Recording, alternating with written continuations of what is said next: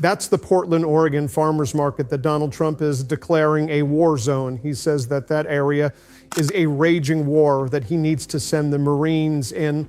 That's what his order was yesterday. The Pentagon is utterly confused. Not Pete Hegseth, the sycophant, but the rank and file people have no clue what the hell Donald Trump is talking about in his tweet or his social media post, where Donald Trump says that I'm also authorizing full force if necessary. I want Pete Hegseth to provide all necessary troops to protect the war-ravaged Portland and any of our ICE facilities that are under attack by Antifa and other domestic terrorists. That's what I'm directing my Secretary of War to do. As Dan Lamoth, a Washington Post national security reporter, writes, the full force language is not a term that's used in the Pentagon. There's no clarity on whether this means active duty troops like Marines, or does it mean the National Guard? There's no clarity on whether Trump intends to invoke the Insurrection Act, despite the lack of any kind of major rebellion. Nobody in the Pentagon knows what the hell he is talking about. And that's a very dangerous thing, where someone's supposed to be the commander-in-chief, but they get emotional and write these social media posts that make no sense and that are very, very dangerous. I want to show you this video that Brian Mastrote posted as well. He's in Portland, Oregon. He took this video downtown Portland, Oregon. He goes, there's no Antifa, whatever the hell that's supposed to be. There's no demonstrations. There's no fighting. He goes, this is a war zone. This is why you're calling the military into Portland, Oregon. Watch this video that Brian Mastrote posted. Play this clip. Okay. Here we are in downtown Portland.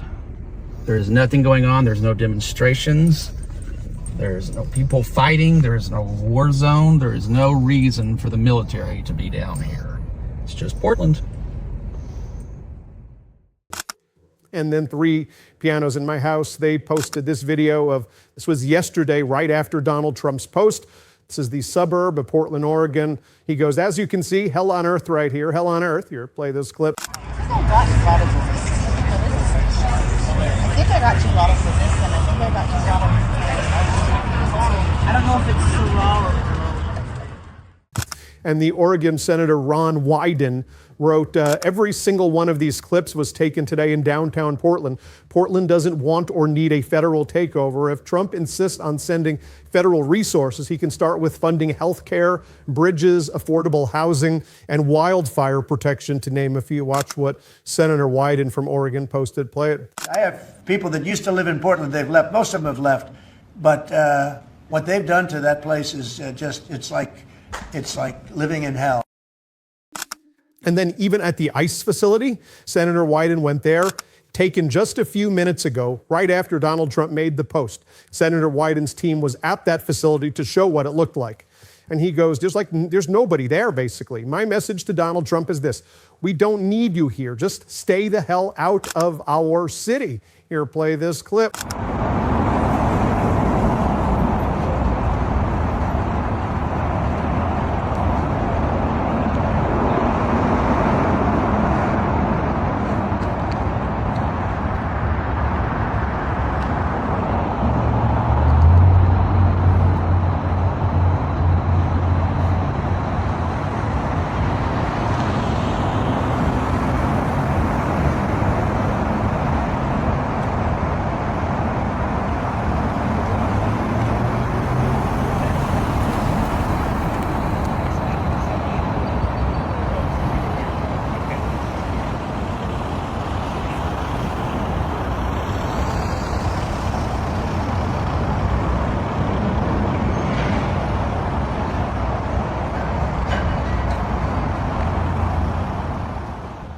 And while that's all going on, you've got Donald Trump making social media posts like this, spreading deranged lies and conspiracies. But this is the fire hose of disinformation and conspiracy that comes from your right-wing MAGA sycophants, where they try to bend reality. I mean, Donald Trump post, it was just revealed that the FBI had secretly placed, against all rules, regulations, protocols, and standards, 274 FBI agents into the crowd just prior to and during the January 6th hoax. This is different from what Director Christopher Wray stated over and over again. That's right. And now turns out FBI agents were at and in the January 6th protest, probably acting as agitators and insurrectionists, but certainly not as law enforcement officials. And here's the thing that I always try to say. I don't care if you're a Democrat, a Republican, an independent, a red state, a blue state, a purple state. This is utterly deranged lies by someone who's entrusted in this position of power who we can't trust at all. Let me just say this. There were, hundreds and hundreds of cases that went before juries in Washington, D.C. regarding January 6th insurrection. It was not a hoax. Every single person was convicted by a jury, every single one by a jury who was involved in the insurrection. Donald Trump pardoned them all, including the most violent batch of them. Even Kash Patel, rather than correcting what Donald Trump said and saying that's a lie, Patel issues a clarification, and this is how Fox says it yesterday. FBI's Patel clarifies role of hundreds of agents on January 6th.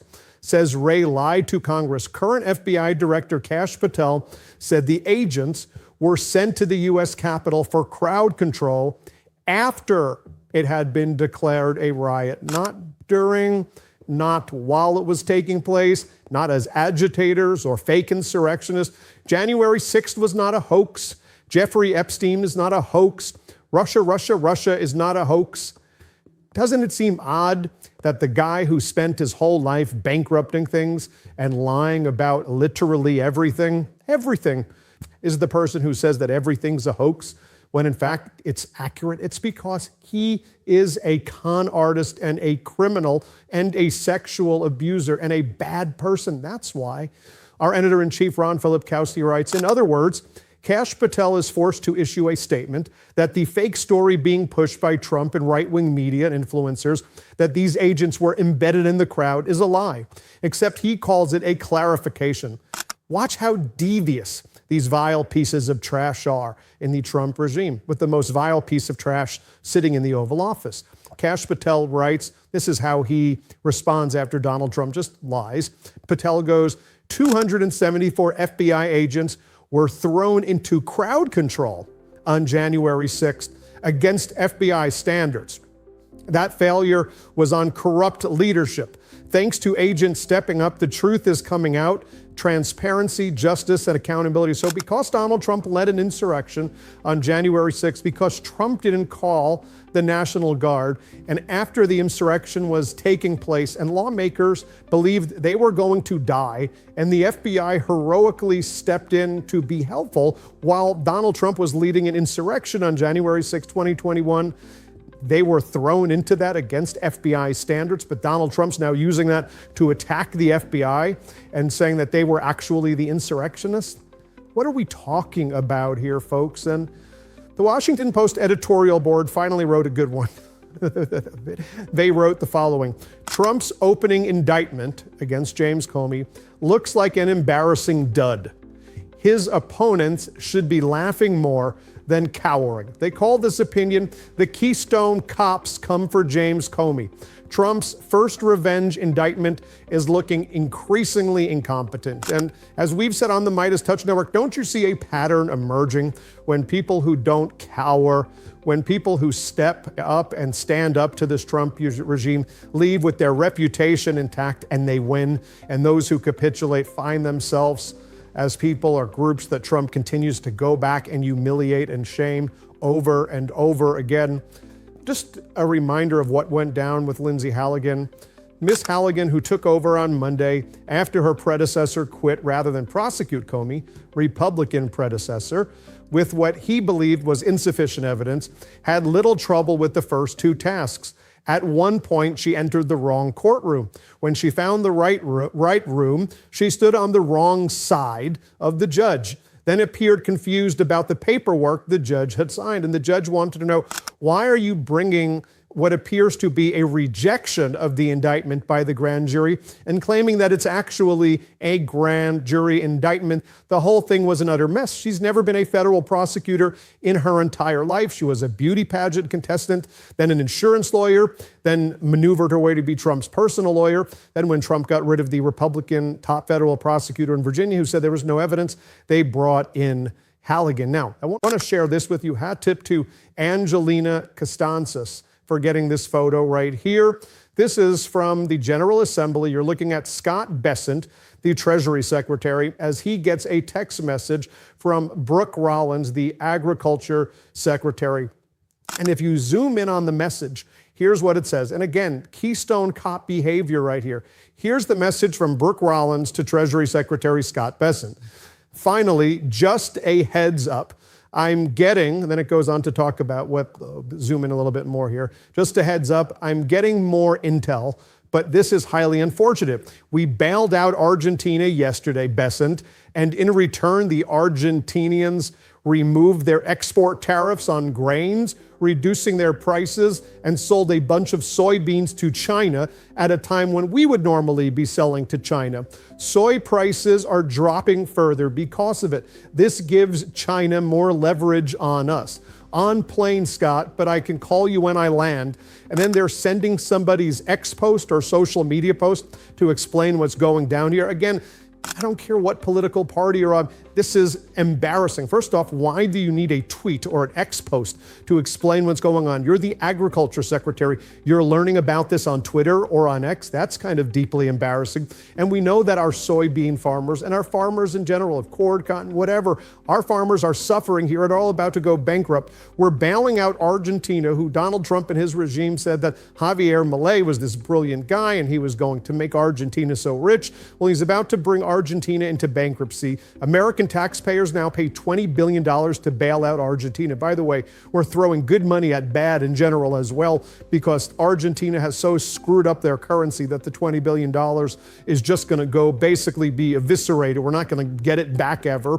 And then Argentina returned the favor by screwing us by selling their soybeans and undercutting the United States soybean market, screwing our farmers. So not only are our farmers and Americans getting screwed because we're bailing out Argentina with American taxpayer dollars, we're then doubly screwing the farmers and Americans because Argentina's then using that to undercut American farmers by selling their soybeans and their produce directly to China. Do you see what's going on? Again, this is Keystone Cop. This is just loser behavior. But as Donald Trump said recently, when he convened at one of his golf resorts, he goes, "Smart people don't like me." This isn't AI. This is really the speech that Donald Trump gave.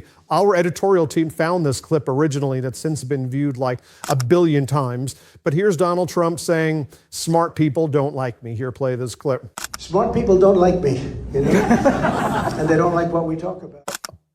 Yeah, smart people don't like Donald Trump because his behavior is outrageous and it is not logical. It's not helpful, and he just lies about everything, and he causes such grievous harm to Americans. I mean, look at this post that he made yesterday. This is a real post from his official social media account. It's a cartoon of him with the chairman of the Federal Reserve, Jerome Powell, and Donald Trump says, "You're fired," and the cartoon depicts Jerome Powell holding a cardboard box filled with his belongings as though Donald Trump fired the chairman of the Federal Reserve. Like, that's not normal behavior that the president of the United States is taunting and harassing and joking. He's not joking because he says he wants to fire the chairman of the Federal Reserve. But how are you supposed to interpret this behavior? And we're on the verge of a government shutdown. I know now Donald Trump, after his approvals plummeting to 38%, says he wants to meet with Democrats at the White House on Monday or Tuesday. We'll see how that goes, by the way. But Donald Trump is now saying, "You're fired" to Jerome. Do we take that as you fired him, or the media is like, "Well, that's just Donald Trump being Donald Trump. That's just how he behaves"? Come on, that's not how adults should behave, yet alone the President of the United States. Again, we have to speak with moral clarity. When I say that he's a vile piece of trash, he is. I showed you why. I'm not trying to be hyperbolic. He is. He's an authoritarian. He's a loser. This is loser behavior. If somebody in my 5th grade group project behaved like this, I would be humiliated to be with that person in my group on a 5th grade group project, for real. So why do we tolerate this with the President of the United States? Really? Doing cartoons that you're firing the main central banker, an independent body? That's not okay. That's not okay behavior. And you see what's going down. The Agriculture Secretary is sending social media posts to Treasury Secretary Scott Bessent. "This isn't good. Argentina's selling their soybeans now to China after we bailed them out. Oopsies, oopsies." They're a bunch of idiots. They're a bunch of idiots. They're a bunch of idiots. Finally, corrupt idiots. Jared Kushner's firm is set to be part of a $50 billion buyout of Electronic Arts. Yes, after the Trump families got UAE crypto money, Jared Kushner's fund, massive amounts of Saudi money, Qatari money, UAE money, billions and billions of dollars. Kushner's private equity firm Affinity Partners is said to be in talks with the Saudi Sovereign Wealth Fund and Silver Lake to buy out the video game giant. Woohoo, everybody. Meanwhile, every action has an equal and opposite reaction. As Carl Quintanilla points out, Canada is now trying to lure tech workers who won't get into the U.S. based on Donald Trump's turning the H-1B visa program into pay me $1 million and maybe you get to come in, or pay me $100,000 or a company pays me $100,000 and maybe you get to come in. Other countries are capitalizing on that. We need to recognize what's happening around the world. Thanks for watching. Hit subscribe.